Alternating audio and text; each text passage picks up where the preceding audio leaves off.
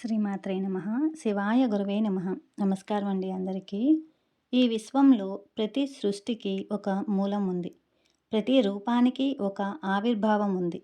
కానీ అమ్మవారు ఎక్కడి నుంచి ఆవిర్భవించారు? ఒక గర్భం నుండి కాదు. ఒక స్థలం నుండి కాదు.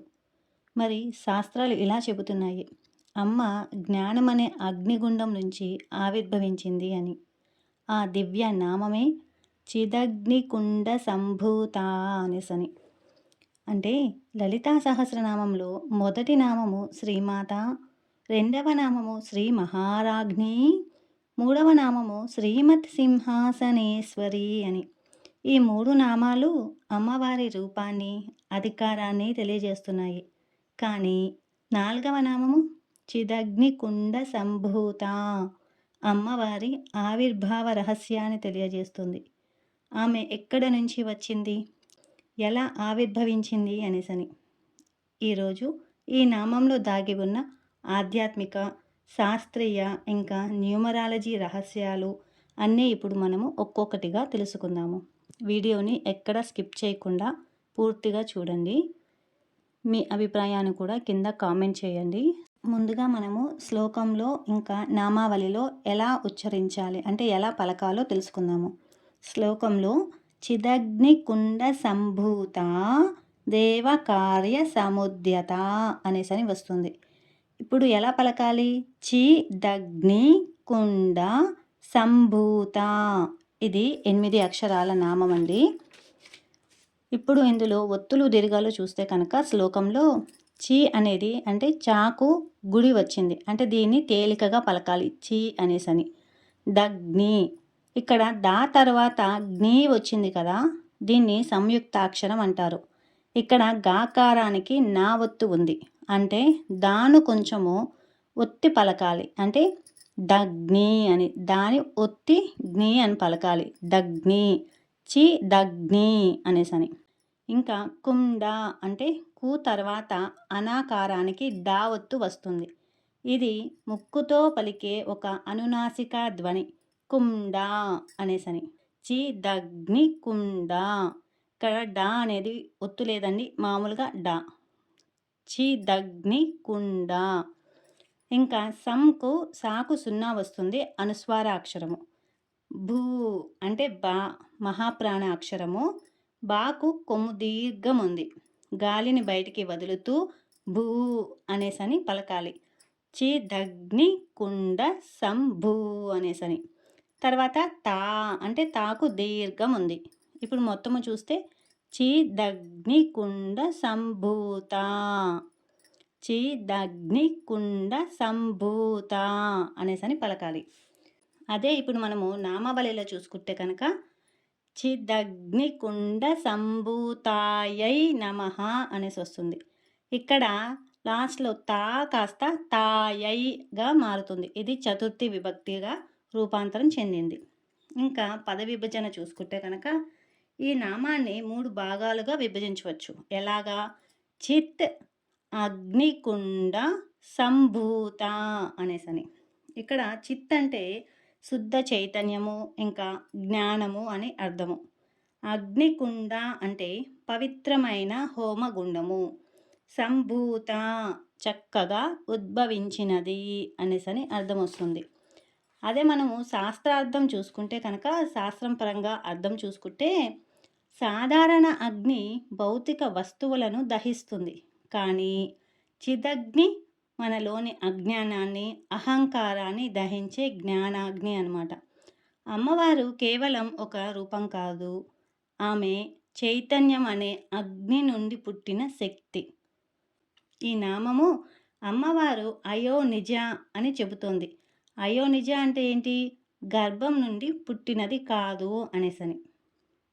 దేవతలందరి తపస్సు, సంకల్పము అనే చిత్తు నుండి, చిత్ అంటే జ్ఞానాగ్ని, చిత్తు నుండి అమ్మ ఆవిర్భవించింది.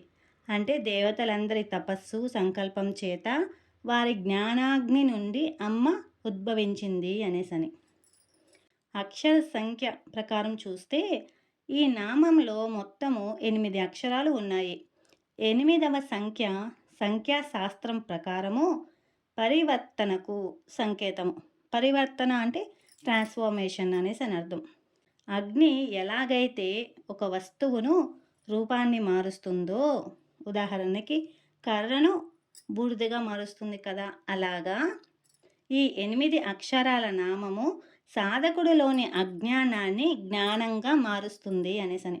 ఎప్పుడైతే మనము ఈ నామాన్ని పలికినప్పుడు, లేదంటే జపము గాని, సాధన గాని చేసినప్పుడు మనలోని అజ్ఞానాన్ని జ్ఞానంలాగా మారుస్తుంది. అదే ఇందులో బీజాక్షరం గనక చూస్తే కనుక చిత్. ఇది 1 ఏకత్వంకు సంకేతము. అగ్ని మనలో 3 గుణాలను దహిస్తుంది. ఏది? సత్వ, రజో, తమో గుణాలకు సంకేతము. అగ్ని ఈ మూడింటిని దహిస్తుంది. ఇంకా సంభూత, ఇది 4 వేదాలకు, దిక్కులకు సంకేతము. 1, 3, 4 మొత్తం కలిపితే 8 కదా! మొత్తంగా ఈ నామము 8 అక్షరాలు. 8 అనే ఒక పరిపూర్ణ వలయాన్ని ఇది సృష్టిస్తుంది. అంటే జ్ఞానం అనే అగ్ని నుండి ఉద్భవించిన శక్తి అనంతమైనది అని అర్థం అన్నమాట. అదే మనం ఇప్పుడు త్రేతాగ్ని తత్వం చూసుకుంటే కనుక ఈ నామం పఠనం వల్ల మనలోని 3 రకాల వేడి సమతుల్యమవుతుంది. ఎలాంటివి అవి? జఠరాగ్ని అంటే జీర్ణశక్తి, భూతాగ్ని అంటే కణజాల శక్తి, యోగాగ్ని అంటే ఆధ్యాత్మిక శక్తి. శాస్త్రీయ దృష్టికోణంలో చూస్తే కనుక చిదగ్ని అనే పదము పలికేటప్పుడు మన ఉచ్ఛ్వాస నిశ్వాసల్లో వేగం అనేది పెరుగుతుంది. మీరు కూడా ఈ నామం పలికేటప్పుడు ఇప్పుడు నేను ఏవైతే చెబుతున్నానో అవి ఒకసారి గమనిస్తూ ఆ నామాన్ని పలికితే కనుక మీకు కూడా అర్థమవుతుంది. ఈ నామం ఉచ్చారణ వల్ల శరీరంలోని కణాలలో ఆక్సిజన్ వినియోగము పెరుగుతుంది. ఇది జఠరాగ్నిని ప్రేరేపించి జీర్ణక్రియను మెరుగుపరుస్తుంది. అదే మనము సంభూత అని పలికినప్పుడు అంటే ఈ నామం దేనికి సంకేతము? పుట్టుకకి ఇంకా ఆవిర్భావానికి, రెండు ఒకటే. ఈ ఈ నామం ప్రకంపనలు శరీరంలోని మైటోకాండ్రియా అంటే కణాల శక్తి కేంద్రాలను ఉద్దీపన చేస్తాయన్నమాట. దీనివల్ల కణాల మరమ్మత్తు వేగంగా జరుగుతుంది. అంటే సెల్ రిపేర్. మనలోని కణాలు ఉంటాయి కదా, అవి రిపేర్ అవుతాయి అన్నమాట. ఇది ఏం చేస్తుంది? మన ముఖంలో సహజమైన తేజస్సును పెంచుతుంది. అలా ఎప్పుడైతే మన సెల్స్ రిపేర్ అవుతాయో అప్పుడు అన్నమాట. అలాగే ఈ నామము జపించేటప్పుడు శరీరంలో ఒక రకమైన సూక్ష్మ ఉష్మము జన్మిస్తుంది. అంటే ఒక రకమైన వేడి అన్నమాట. ఈ ధ్వని తరంగాలు రక్త నాళాలను కొద్దిగా విస్తరింపచేస్తాయి. దీనివల్ల రక్త ప్రసరణ మెరుగుపడి శరీర ఉష్ణోగ్రత క్రమబద్ధమవుతుందన్నమాట. ఈ నామం పలికేటప్పుడు మన మెదడులోని ప్రిఫ్రంటల్ కార్టెక్స్లో న్యూరల్ యాక్టివిటీ అనేది పెరుగుతుంది.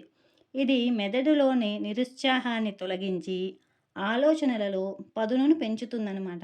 శాస్త్రీయంగా ఈ నామాలు చూస్తే కనుక చిదగ్నికుండ సంభూత నామంలోని బీజాక్షర శక్తులు అత్యంత శక్తిమైన అగ్నితత్వాన్ని కలిగి ఉంటాయి. మంత్రశాస్త్రం ప్రకారము ఈ అక్షరాల కలయిక మన శరీరంలోని అశుద్ధాలను దహించి చైతన్యాన్ని రగిలిస్తుందన్నమాట. ఈ నామం జపించడము ఒక ఇంటర్నల్ యజ్ఞం వంటిది. చిదగ్ని మనలోని చెడు ఆలోచనలను కాలుస్తుంది. కుండ ఆ శక్తిని నిక్షిప్తం చేస్తుంది. సంభూత మనల్ని ఒక కొత్త మనిషిగా ఆవిర్భవింపచేస్తుంది. ఈ నామము శరీరంలోని టాక్సిన్స్ని తొలగించి మనల్ని తేజోవంతులుగా మారుస్తుందన్నమాట. మనం ఇప్పుడు నామజపం చేస్తున్నప్పుడు మనసులో ఎలా భావన చేయాలి?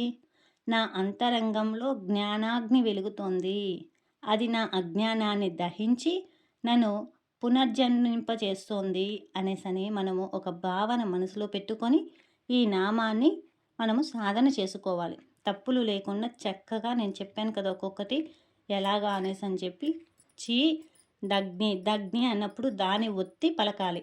చీ అనేది మామూలుగా పలకాలన్నమాట. చీ దగ్ని కుండ సంభూత, ఇది మొత్తము కూడా 8 అక్షరాల నామము. ఎక్కడ కూడా ఆపనే ఆపకూడదు. మొత్తం పూర్తి నామము ఒకే శ్వాసలో చెప్పేయాలి. అంటే ఒక్కసారిగా చెప్పేసేయాలన్నమాట ఆపకుండా. చిదగ్నికుండ సంభూత. ఒకసారి బాగా గాలి తీసుకొని వదిలి మెల్లగా చెప్పండి. చిదగ్నికుండ సంభూత. చిదగ్నికుండ సంభూత. ఇక్కడ డా అనే దానికి ఒత్తు అనేది ఇవ్వకూడదు. భూ అనేది దీర్ఘం ఉంది. తా అనే దానికి కూడా దీర్ఘం ఉంది. చిదగ్నికుండ సంభూత. మొత్తముగా చిదగ్నికుండ సంభూత అనేసని. వచ్చే వీడియోలో మనము మరొక నామానికి అర్థం తెలుసుకుందాము, సాధన చేద్దాము, ఎలా పలకాలో కూడా తప్పులు లేకుండా నేర్చుకుందాము. శ్రీ మాత్రే నమః. శివాయ గురవే నమః. సర్వం శ్రీ లలితార్పణమస్తు.